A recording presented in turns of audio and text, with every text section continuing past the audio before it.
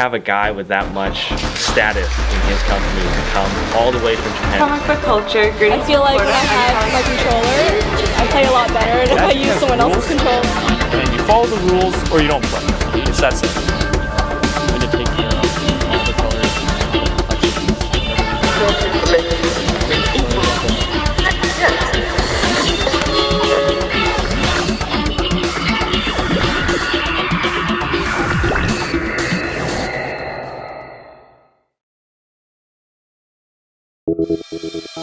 You're at 529 Yonge Street, downtown Toronto, right by Yonge and Wellesley at T-Dot Costume and Party Supply.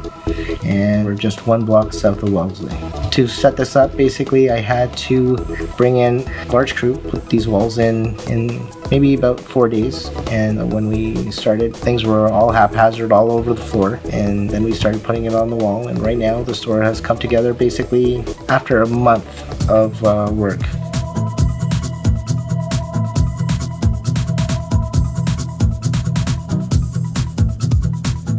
Superheroes and also anybody that is from a horror flick that are popular characters of this day. Superheroes being Superman, Batman, Iron Man, the Incredible Hulk, or Thor. If they're undecided, usually take their favorite character, and if they want to portray that favorite character, whether it be Google, they take that picture off of and try to portray that character if they can. And what I'll do is suggest from hair pieces, wigs of different sorts, and accessories.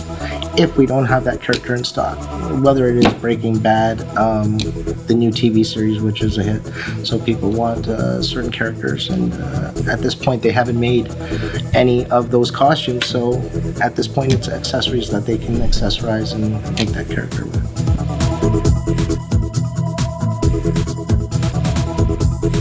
If you're going to purchase a costume or get something for Halloween or anything costume related, remember your local store and not there to just take your money and run. The one that is going to give you service all year round.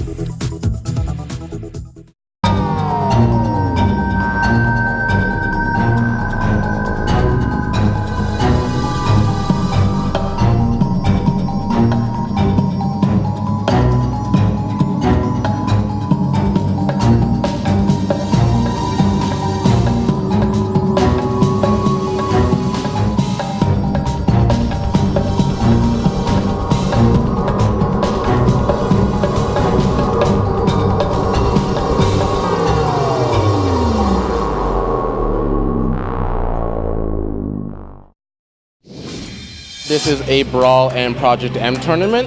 The Project M is a mod of Super Smash Bros. Brawl. It's Brawl characters with melee format, so it's a lot more fast-paced than what Super Smash Bros. Brawl usually is. So we're trying to bring both the melee community and the Brawl community together as one. That way we could all play the same game. I've been playing in tournaments since 2008. I've played a lot of my time. I don't think near as much as most of the people here, but I've done my share. I feel like when I have my controller, I play a lot better, and if I use someone else's controller, it wouldn't feel the same. I'd like to think I'm good, but I'm pretty scrubby sometimes, so it's half and half. I'm semi-retired. I played for a couple of years now. I only play team battles. I think you guys interviewed my friend Jen. She's actually my teammate. Saturdays are just for tournament days, but we actually play Super Smash Bros. Brawl on Fridays, so I do come almost every Friday unless I'm really busy with schoolwork or something. With friends, like most of the time we'll all get together and we'll all like play quite a few rounds, a few hours even. I've been here for 2 years. I met my boyfriend here. All these guys are my friends. I've traveled for this to the States a couple times. It's been a lot of fun. I just love video games, but the reason I like to play this game in particular and to come here all the time is because the people are really, really friendly. Like, when I came here for the first time, I was like, oh, I'm here just to play a game, but then after I kept on coming, people have become like some of my best friends here, and they're just really, really friendly. Yeah, these guys are like my brothers. It's very much community based. They've helped me through a lot of tough times, and honestly, we're a good community. We like to keep open arms. I mean, we got a few new people that actually came in, so we're more than welcome to let you guys in, come in, have fun with us, introduce yourselves. We'll introduce ourselves as well. Have a good time, get to know each other, and everything. It's really great. Like the guys who run the venue, even they're very much like that. They're very cool. They always remember your name. They're very welcoming.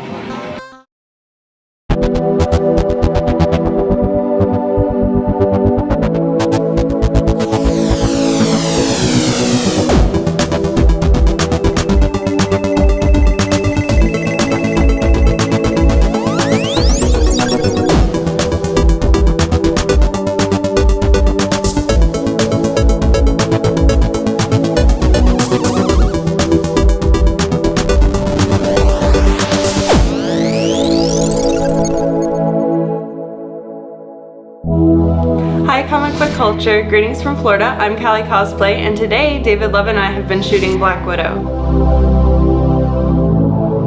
In preparing for a photo shoot, I want to make sure that my costume is the best it can be for in camera.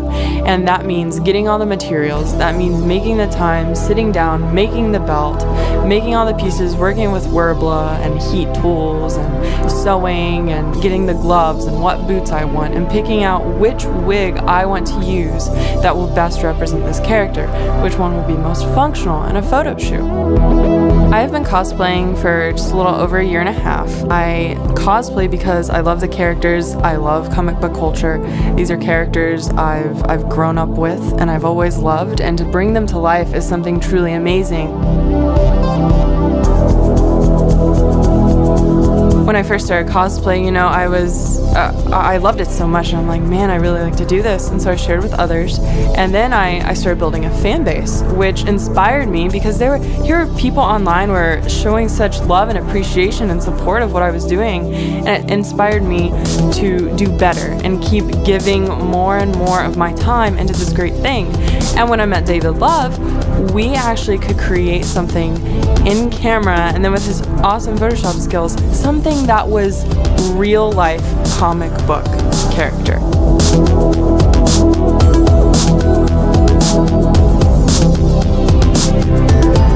One thing to look at yourself or a picture of yourself when in costume and see the final results and be like, oh my gosh, this is amazing, but is a whole new different level for someone else to say, oh my gosh, that's amazing, that's that character. And that's a wrap. Thank you for watching this behind the scenes look. Have a happy Halloween, guys.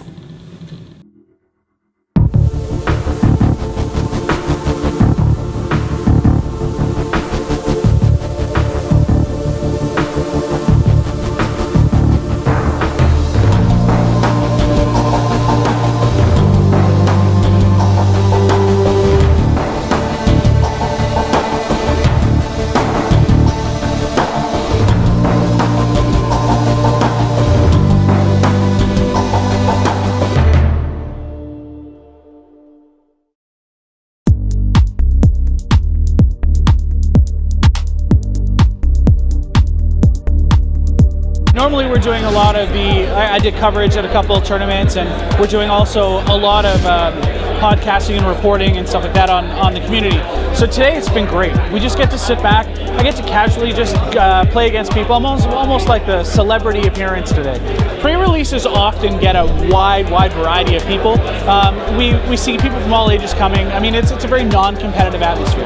Although there are prizes at stake, it's a very casual environment. And I think that's part of the appeal. So you see the people that are here that are 40 plus, that are basically used to play competitively, but now don't have the time to keep up. So now what they do is they come to the pre-releases and they get to relax and have fun and just chill out with everybody. And still, it's an opportunity to pick up new product and experience the new the new sets as they come out. I represent two different websites. I do stream for lbHWbR.com, of course. So that's a weekly column as well that goes on with the website. So we do an internet stream show. I also represent manadeprived.com. So our podcast, The A-Team, which is available on manadeprived.com, goes up every Monday. Check that out. People are just trying to scoop up as much experience with the cards as they can and as many copies of cards as they can. People are just here to have fun today, and ultimately that's what it all comes down to. I mean, we're just here to have a good time.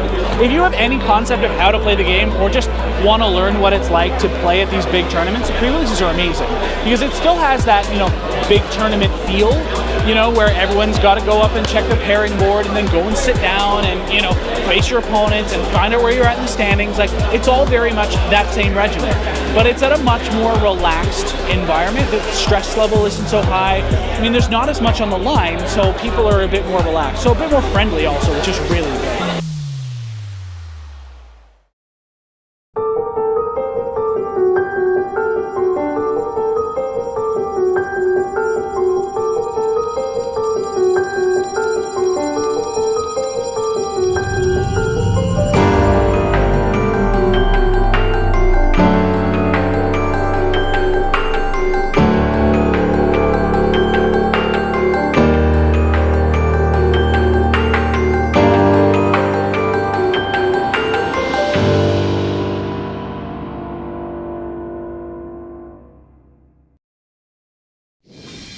This evening we're having a book launch for 2 books, one of which I wrote, which is a book called In Love with Art, and it's paired up with another book called A Cage by Martin von James. The highlight of my book is the story of Francois Mouly and how she sort of came and prospered and thrived and really became a crucial figure in the history of comics and is now the art editor of The New Yorker.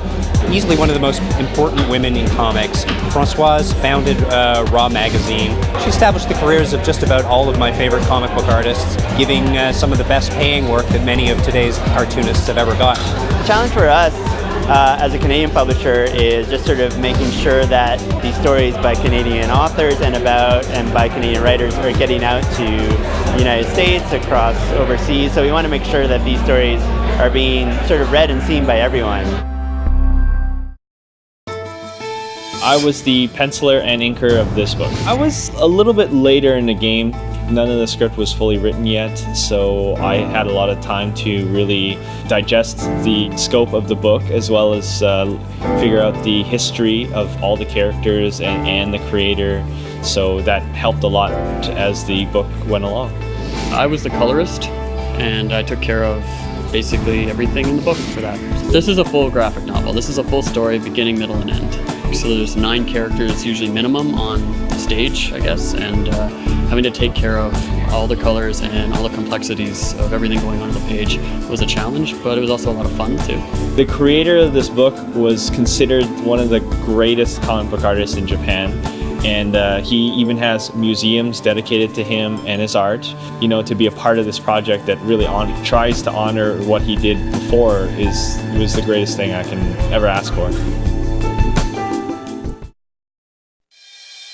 Although we're called judges, Magic judges run events, run tournaments. Everything from how the paper gets out there, how the match slip arrives at the table, making sure that the end of round is done and things progress at a reasonable pace. We're really in charge of the whole thing.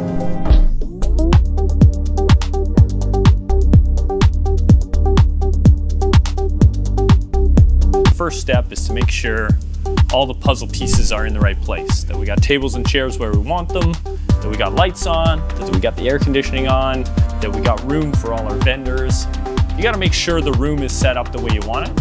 As soon as you add people, it gets a lot harder to move everything around. There's a lot of do's and don'ts.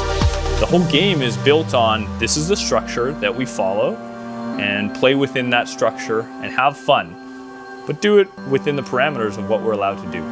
Magic has rules, and you follow the rules or you don't play. It's that simple. For a deck check, which we do a number of during an event, the computer program we use will give us a random table, and then you send your judges out to that table to collect the deck. You want to be able to collect the decks, both of them from each player, take them back to the table, check them against the list, and have them back to those players in 5 minutes. But once they've started playing, it's too late. You can't interrupt them while they're playing.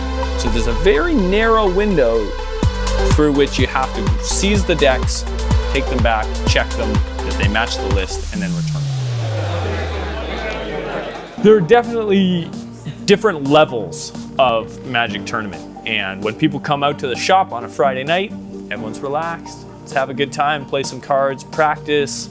But when the big event shows up, people tighten up. People bring their A game, and they come to win. I won the tournament, MDSS Toronto, August 17th. My personal advice to anybody who wants to win a big tournament like this is stick with your deck. Take each game after game. Don't think about the standings, just think about each game. Take it through, don't tilt, and you'll be fine.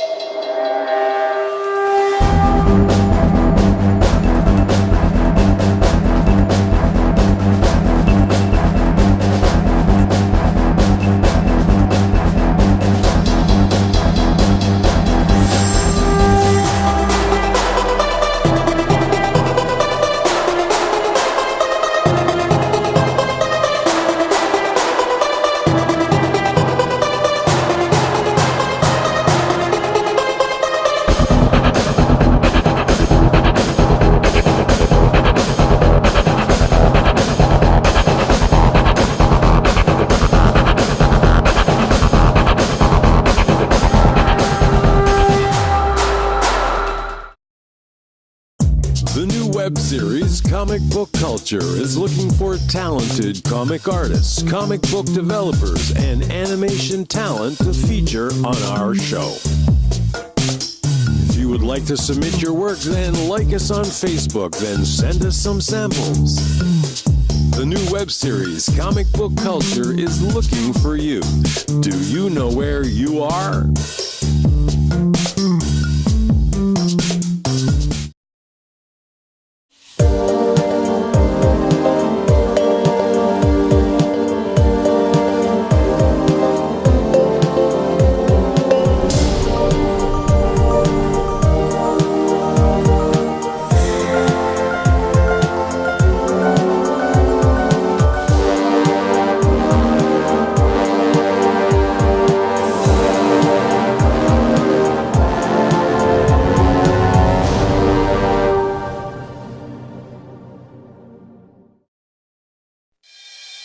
And when I got it, I talked to Ian Herring about what our vision would be for staying true to Ishinomori's original masterpiece, and maybe the color schemes, what we were thinking with the layouts. And we talked a lot about trying to stay or gain inspiration from the originals, you know, the type of colors, the looks of the characters, and I think we really, you know, put out a property that we can all be proud of. When they mentioned to me, I was not familiar with what the property was. And it wasn't until Marcus started sharing the original manga and the anime with me that I started to see what a big deal it was and think of what we could do with it when we finally got the art. I mean, this property specifically was never drawn by anybody else, and the style of character was not done by anybody else. There was a few animation series made and they were somewhat popular, but all in all, the look was taken completely after Ishinomori. So when we came aboard with a different style, I think they were very worried to see what the overall reaction would be in Japan. But I believe that the fans hopefully enjoyed it enough to put enough of pressure on Japan to publish it in their country as well. I think it was the collaboration with Marcus. He trusted me a lot. I've worked with a lot of other artists, so I had a basis of collaboration to work on, but he went even further with just trusting me. So I try to bring that into a lot of other projects, but it was just a very good experience. I think I can build on that, and I'm working with him again, so I'm kind of curious to see how far we go with that now. In San Diego Comic-Con, when we got to meet Takigawa-san, who was running the creative distribution of Ishimori Productions, and so he was very high up in the company, and he talked to us like we did him the greatest favor in the world. He loved the property, he loved working with us, and he even wanted us to do, you know, more stuff with him in the future.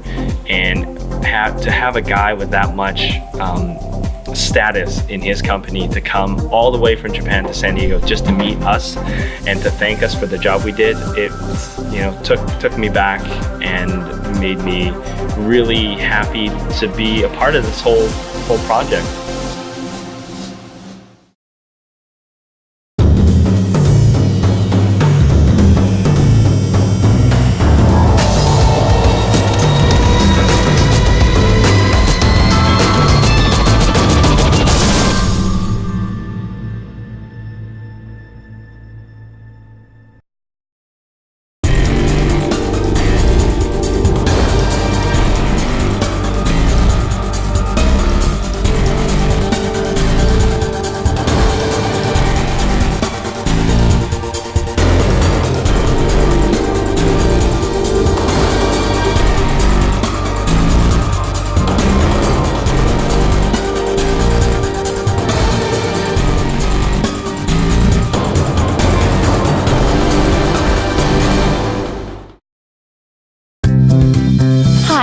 Deb, and tonight we're here at the Comic Book Lounge and Gallery here at 587A College Street West, second floor. And we're here tonight to celebrate our 4th Ladies' Night. Once every few months, we get together and we throw the doors of the store open so that girl nerds and lady fans of all kinds can get together and just nerd out with no boys allowed.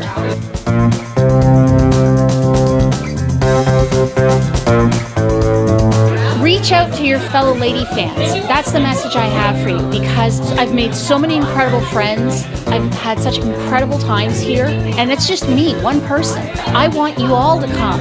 We're on Facebook. I mean, as much as we'd love you to buy a Learjet so you can fly in and see us, if you're in a town where, you know, there's an active nerd scene and no ladies' night, go out and find out if there's a venue where you can have a girl-friendly nerd night. I want you to recreate this. I want this to be like a virus of coolness and inclusivity that can just spread out across this great and nerdy nation of ours.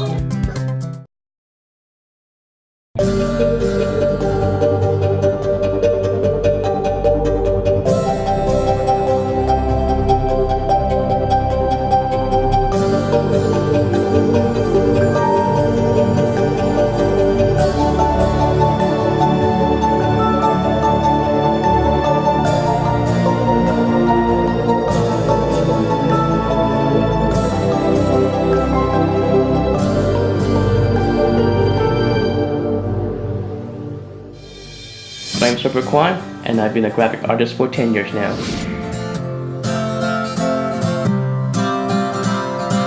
I started drawing in high school with my best friend, and his name is Andrew. He got into udon, and he became a penciler there. And at first he asked me, he needs help for people to flat colors, and he asked me if I wanted to do flatting. And so I go, yeah, that sounds cool, and that's how I got in. I started off as a flatter, just basically putting flat colors on comics. I love X-Men, I also love Dragon Ball, so I'm more like when it comes to style, I call myself a mutt. I have a bit of American style, a bit of Japanese style, a bit of Korean style, all mixed into it. I think the favorite part is actually when I started doing my roughs, when I try to get the posture, the posing, the background, the layout. As soon as you get that right, now it's actually tedious work of making it look nice.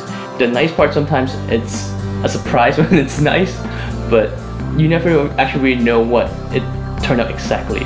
It's like you always practice, you always learn your fundamental, you sort of practice your anatomy, you study color, and then once you have all these basic skills, you put them together, that's where you get your surprise. Everyone started off not being good. It's just practice. Talent is a big part, but I say 80% of it, it's practice. Just practice. If you want to be a good character artist, the two main things is first, make sure that you have a good anatomy book, learn from it, practice it, draw poses. And then secondly is when you do a piece, right, always have photograph reference. In my reference book, I probably have 100 different pictures of my own hands. It's not cutting down on creativity. Your creativity is still there. You still have your major look of your picture, you have that posing, but then when you go to fine details, the muscles, the arms, the clothing, you want proper reference so that it gives that real, realistic feel to your artwork. So it's always about anatomy and using good reference.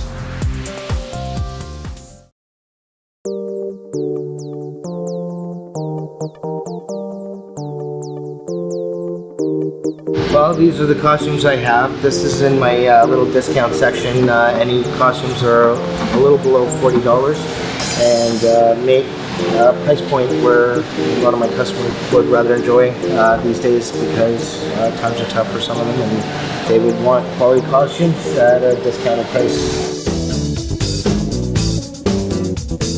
So right here we have a little accessory aisle where people can get accessories for the costumes they want, like a Catwoman mask or whether it's a 300 mask, gloves for any character, from it being Spider-Man to a Wolf costume or a Wolverine costume.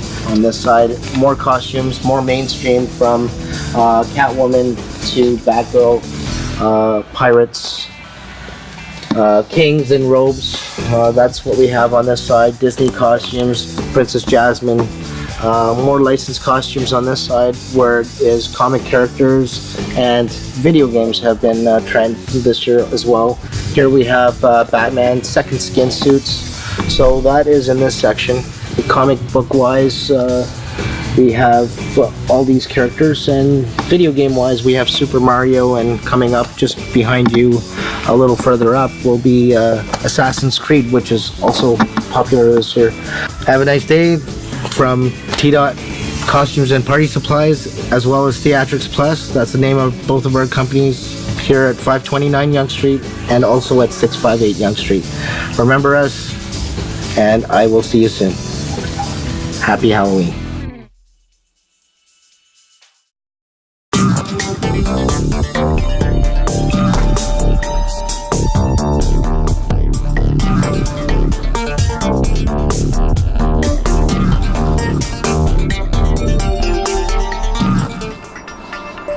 Here at Comic Book Culture, we continue to explore strange new pastimes and seek out the keepers of the next wave.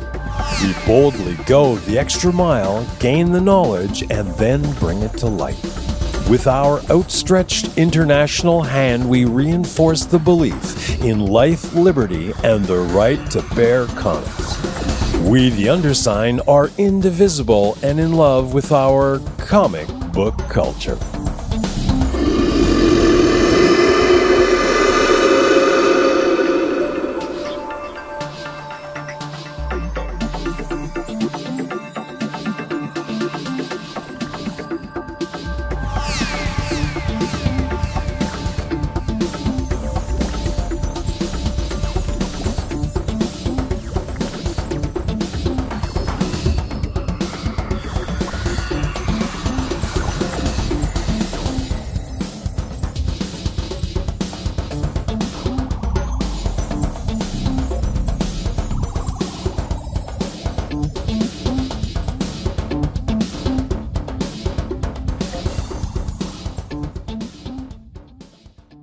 The new web series, Comic Book Culture, is looking for talented comic artists, comic book developers, and animation talent to feature on our show. If you would like to submit your work, then like us on Facebook, then send us some samples. The new web series, Comic Book Culture, is looking for you. Do you know where you are?